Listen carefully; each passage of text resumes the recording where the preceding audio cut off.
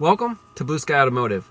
We're sitting in a 2007 Honda Pilot that needs an alternator. In a previous video, I'll link up here, we diagnosed the alternator just wasn't putting out the juice that the battery needed to recharge, that the car needed to operate properly. In this video, we're going to be replacing it.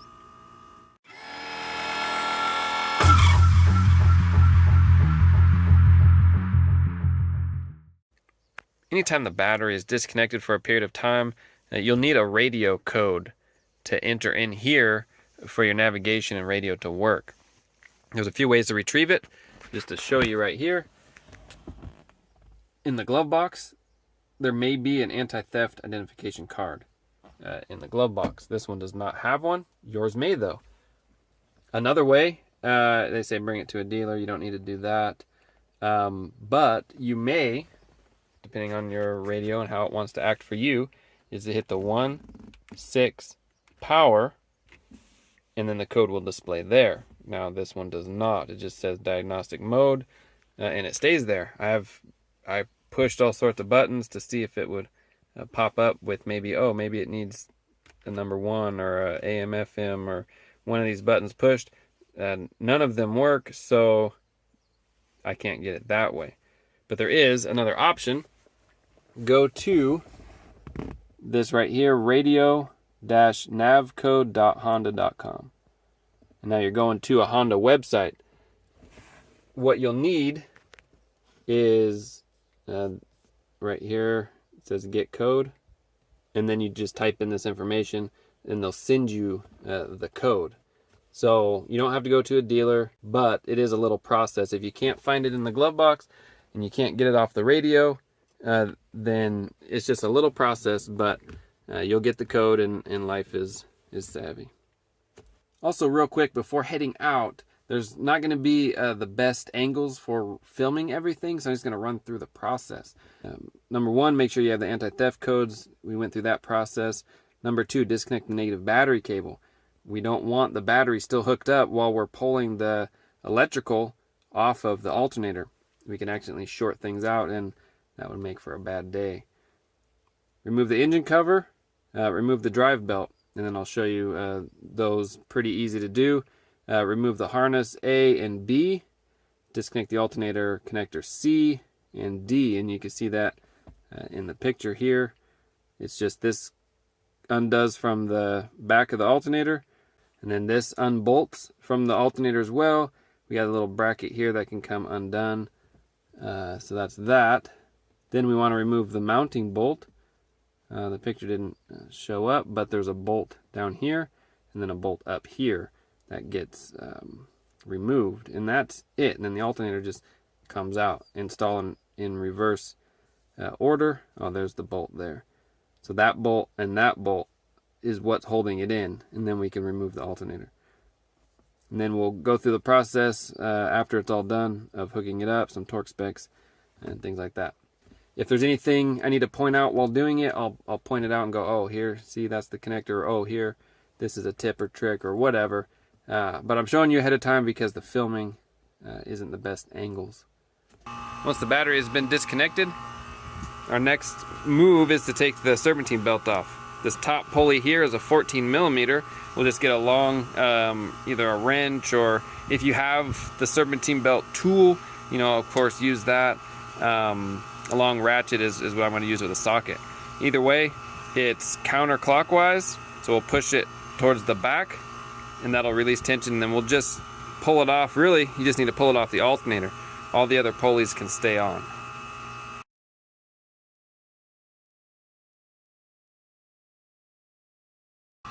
So now that the belt's off the pulley, it's just hanging here, we can start disconnecting our cables. We'll unbolt it here and here. That'll make it free from the bracket. There's a bolt here that will pull off, and then the connectors will pull off. And that'll get our wiring and electrical out of the way. So the connector for the alternator goes on like this.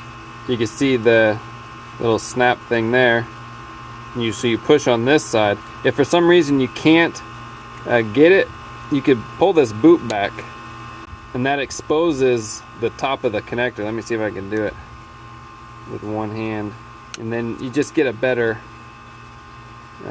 view of what you're doing. It's hard with one hand. Come on, buddy. Come on. Either way, you get the idea. But you pull that back, and then you just get better pushing ability that way. But either way, that's what the connector looks like. So now that all our electrical is out of the way, there's just 2 bolts, one here, and then one right there. Pretty easy to see from up top. We'll pull those out, and then the alternator should be able to slide out according to the manual. Just a word to the wise. So I was using something like this as a 14 mil deep socket for my bottom bolt. Got it out, or got it loose, and I was backing it out. And you will hit the frame and not be able to get this out. So if you are going to use something like this, just be sure to back it out, you know, a little, but don't get greedy like I did and back it all the way out, because this was stuck in there for a while. Had to get a thin pair of needle nose and turn this so I can put the bolt back in. So anyway, so you don't make the same mistake. But that is out. That one I'll loosen up, and then we're ready to pull this thing.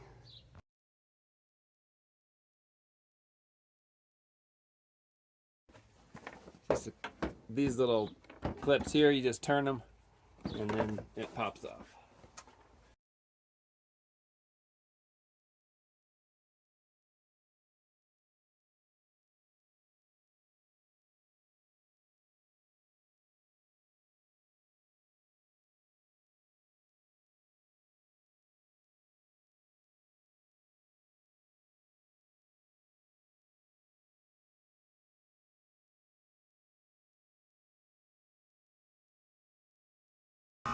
Alright, so this is where I am.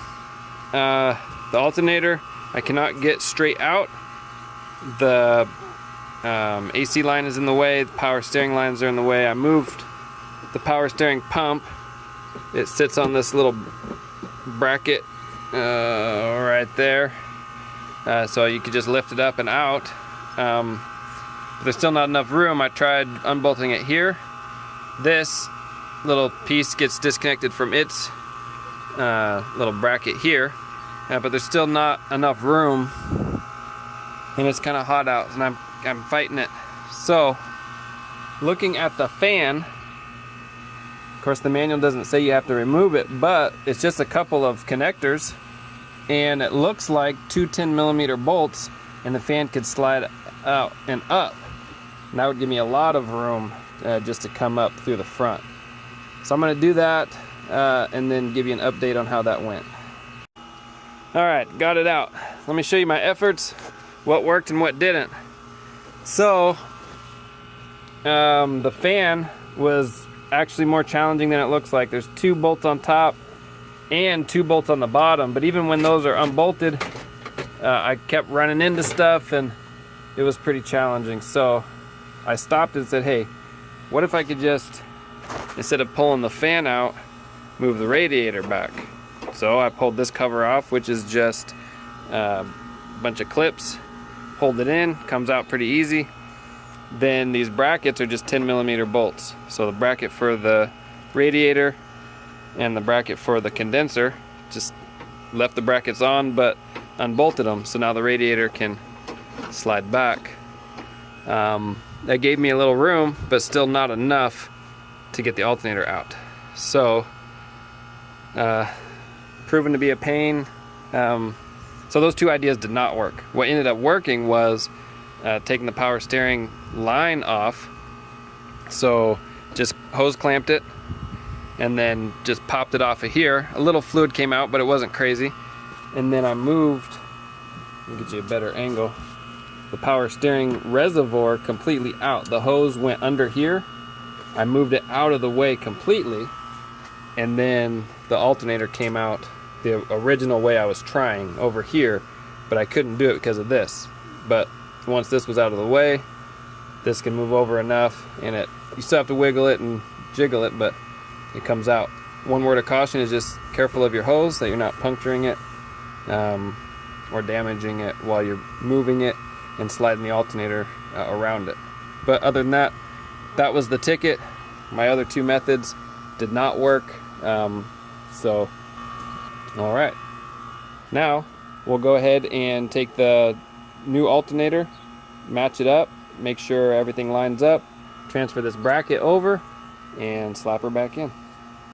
So the angle's not the best, but that bottom pinch bolt on this right here, it has a hole and then a little metal piece that inside that hole that can move. When you tighten it down, it pinches that little gap there and keeps the bottom of the alternator tight. The old alternator, what that dowel will do, it's on this side. When you tighten up the bolt down here, it pushes that dowel in and then it pinches this bottom. That's why it's hard to get out. I use a little pry bar to kind of pry it out, but that's why it's hard to come out, because that dowel is pushing tension on this bottom little ear here. So what we can do is take your through bolt, put it through, and tighten it all the way down, and it'll pull this little dowel all the way through. We could take it out and then put it back on the other side and start over again. Now you can really see it. So we're getting there, we're almost done. So the bolt head wasn't quite long enough, so when you get it in there a ways, this is as far as I could get it, when it's in there a ways, you start to lose the ability to grip onto the bolt head with your socket. So what I did was backed it out before I lost it, and just put the biggest cotter pin I could have, I just wrapped around it to kind of make a little washer. So now I'm going to bolt it back in, and that should give me enough space to continue pushing that little dowel out. So you can see there, it popped through. So that's the dowel all the way out. So we'll back this out all the way, pull that dowel, and just tap it in this way. All right, you can see we got it started back in. Just push it in, give it a few taps with a hammer, and then now, to get it in even better, just a little more, we could just do the old tighten up again until this dowel is, you know, flush or in just a little. We'll put our alternator on and then just tighten it down, and this will get pushed back in and pinch the bottom of the alternator. All right, new alternator is in, a lot easier than coming out. The wiring just gets bolted here, bolted here, bolted here, and plugged in. It goes on its little bracket here. The power steering pump goes back in its place over the top of this, but underneath this, plugged in. If you took that off, put that back on, that is pretty much it. So let's look at some torque specs for our bolts. All right, these are the torque specs. We have 33 foot-pounds for our bottom bolt, 16 foot-pounds for our top bolt. Now remember, we swapped that bracket over, so that other bolt on that bracket, I'm just going to torque to 16 as well. That makes sense to me. That is it. Your terminal, the positive terminal, that does not need to be crazy tight. Those are easy to strip out, so just use your judgment. Good and snug is probably all you need there. And that's it. Once I torque these down, then we'll go ahead and fire up and watch it charge. Just throwing this in there real quick in case you need belt routing. All loads are on, headlights, AC, fan, radio, 13.99, much better. So this is a confirmed fix.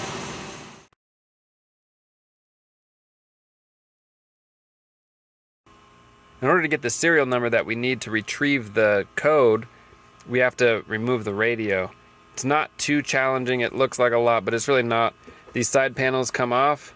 They give you room right here to pop them off. Just pull on them like that. They separate. You can see the clips, how they go on. They just pull straight back.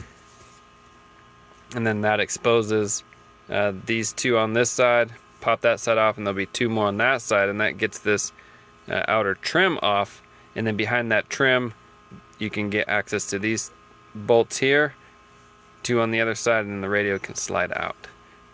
Not too bad. Once you have the radio pulled out, you'll see the serial number right there.